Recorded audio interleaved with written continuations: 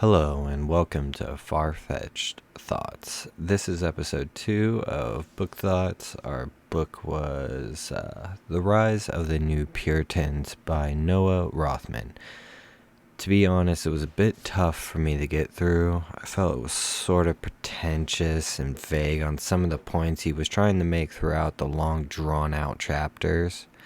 Some, if not half, I found very true in the descriptions of the excessive and often needless tactics of cancel culture.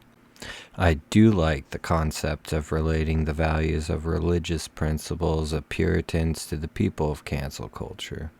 But let's be honest, religious institutions have been using cancel culture for centuries. It's the fear they have of it because they know its power. Noah writes, the progressive worldview is melorist. It embraces this world can be better, if not perfected, through labor. As I read this, is this not everyone except nihilist people with anti-natalism ideas? Am I wrong to question the validity of this comparison? Look at any society. There is a constant need felt to improve life, community, business to perfection. Do religions not also ask to follow rules for a more holy and perfected godly existence? It's just a thought. Back to his point, though, I agree with the sentiment of relentless hindsight and judgment, unequivocal of these perceived crimes, as hostile zealotry of the moral police who have no responsibility for lives ruined, justly or not. Honestly, I feel cancel culture as toxic and childish. Very rarely do I ever agree a person should be so-called canceled. But again, can you really cancel someone who doesn't want to be canceled as long as they have a loyal base of supporters? I mean, Dave Chappelle's a prime example of that. But today, most people, I feel, are spineless in the sense of responsibility for their own hypocritical ideas and political stances. So the idea of loyalty seems undeniably blind on the right, whereas the left seems to come and go like the ocean tide. And neither one is particularly better. In fact, I think it's very frightening. Noah wrote the case of Holy Land, a grocery in Minneapolis, the epitome of the American dream, a Palestinian establishment that was beloved by its community until some of the owner's daughter's very racist tweets from 8 years prior in 2012 came to light. This started protests which led to public apologies from the father and daughter and having him to fire his own daughter from the business. That wasn't enough, though, in the eyes of cancel culture. Protests continued until the landlord had stopped Holy Land Brand from leasing the property again. Now, Rothman leaves it there, suggesting the company is done for, that dream destroyed by a careless daughter, right? That's how I felt. But Google helped clear that foggy exit. What happened to be one of the store's locations closed. The company didn't close for good. He still owns the company, and it looks to be doing well. Now I'd ask why mislead people by stating she made some racially insensitive comments twice when 14 and 18 years old. Again, Google's good to fact check stuff you read. Apparently, the daughter's Twitter had lots of racist posts. One such comment was, I'm discovering my new love for Mormons, ... Just kidding, Hitler all the way. Followed by hearts and swastikas. Now, my only argument is just the attacks on the store aren't justified. But a lot of the terror from cancel culture comes from benign acts or an associate's actions, forcing these woke crows into frenzies, pecking away at any soft tissue till sacrifice or death by 1,000 cuts has met the murder of crows' bloodthirst. One example I thought proved his arguments on the absurdity was a sports apparel shop shutting down a bone broth bar inside of it for cultural appropriation.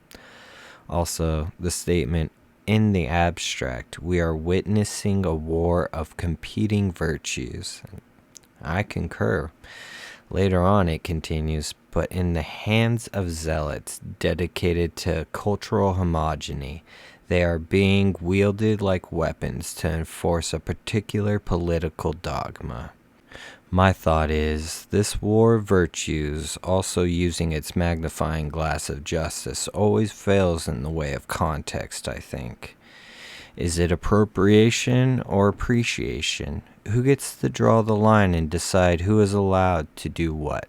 I know I wouldn't want rabid zealots determining the way I speak or what I'm restricted from enjoying.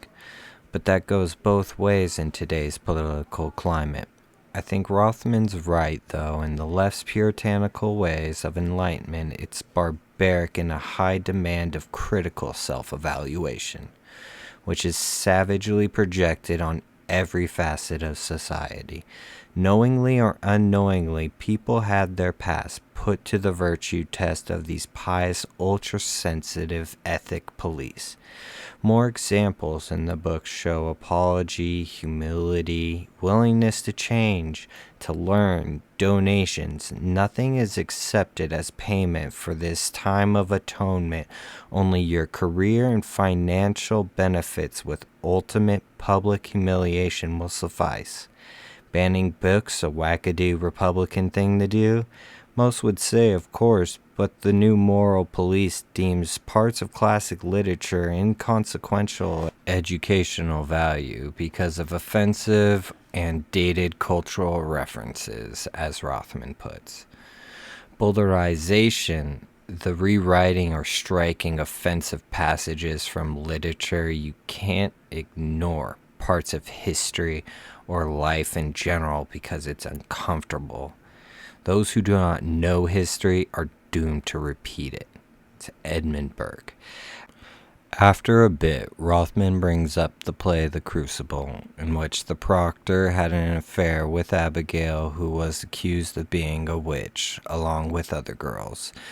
So in a big he said, she said, in the end, they all die, leaving us with the moral being the paranoid system of social organization can be beaten by the wise and pure of heart. But Rothman shows, of course, the wise and pure aren't there to make these ideas from the 20th century a thing. The people in the story live, breathe, eat, and sin in their beliefs. They would all agree witches are real and be utterly terrified by a community member being a witch. So attempting to instill 20th century standard morals on a distant past culture with no concept of most of the things we deal with is just frankly stupid.